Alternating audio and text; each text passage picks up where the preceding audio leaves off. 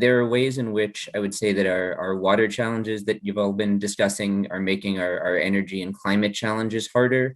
But there are also opportunities, in the water systems and in the ways we need to rework our water and energy systems to sort of, have these co-benefits where solving energy challenges solves water challenges and vice versa.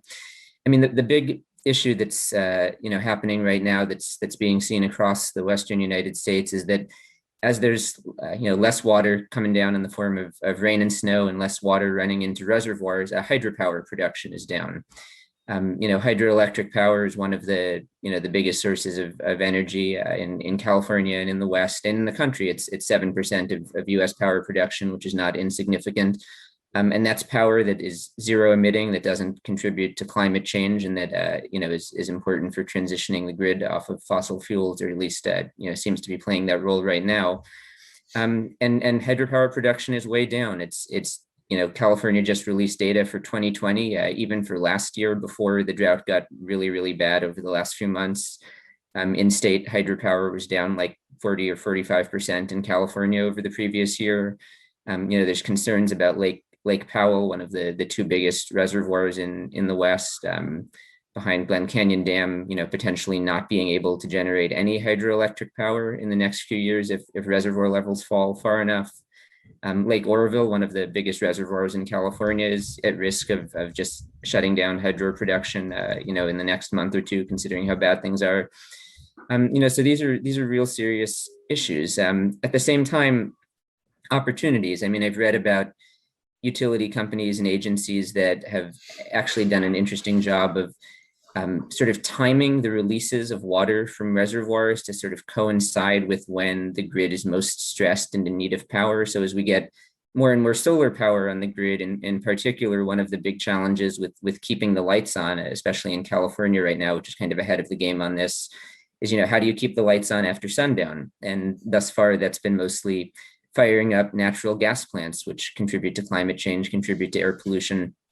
So I think there's going to be a lot of interesting conversations about how do you operate water systems, reservoirs in particular, to provide sort of the water services that we need, but also to provide the energy services that we need and at the right time. As several of you have discussed, there's been a ton of environmental damage done by the building of dams and reservoirs, and there have been some interesting conversations as well that I've written about, sort of negotiations between environmental groups and the hydropower industry over, what does the future look like? And there was a sort of compromise proposal that was put out several months ago that was quite interesting, that would involve tearing down a lot of the sort of most aging and least efficient dams and some of the most environmentally damaging ones, but also potentially adding hydropower capacity at the ones that we keep and making them sort of more suitable to generate power, when we need it in ways that are somewhat less environmentally damaging. So I think those are really interesting conversations. There are also super interesting proposals that I've written about having to do with something called pumped hydropower, which is this idea of sort of hydroelectricity as energy storage over long periods of time to help get us through the periods when the sun is not shining or the wind's not blowing for longer stretches than today's lithium ion batteries can handle. I won't go into too much detail on that technology right at this moment. If you're interested, Google it and find my stories about it. But suffice to say, there are, unsurprisingly, environmental controversies with those proposals as well in terms of the water they would use. Would they dam new rivers or canyons? Would they rely on extracting groundwater? So there's, potential to be very helpful for the grid there, but also, some serious issues involved.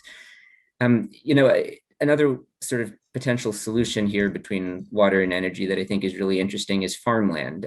There's a lot of controversy right now in the Western United States in particular over the land use of large renewable energy projects. There are all sorts of concerns with, if you're building, solar, for instance, in the open desert, how does that affect ecosystems that, otherwise may have been undisturbed? If you're building wind turbines, how does that affect bird species that might be flying through?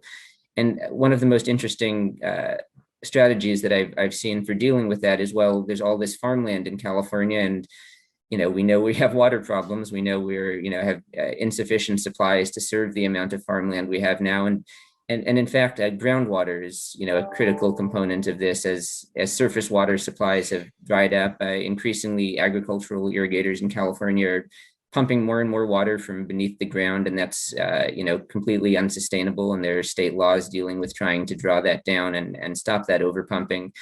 So one of the interesting, solutions there that certain developers and farmland owners are taking advantage of is, well, take some of that farmland out of production and build solar projects on it, which are very low water use and, would continue to provide, economic benefits to the owners of that land and to those communities where the projects are getting built.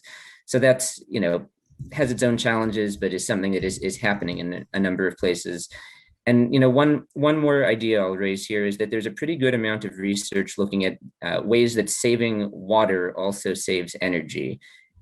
Really significant amounts of electricity are used to move water all over California. We've got thousands of miles of aqueducts and extensive pumping systems, and we're pumping water up over mountains, and then we're using natural gas to heat water in our homes and businesses in a lot of places. We're using energy to treat water to drinking water standards. There was actually research that came out this year showing that at least in Los Angeles, one of the cheapest ways to save energy and become more energy efficient is actually to use less water, which I thought was quite interesting. So again, challenges, opportunities in both directions. And, I think these are important issues to, when we talk about water, to be keeping energy part of that conversation as well.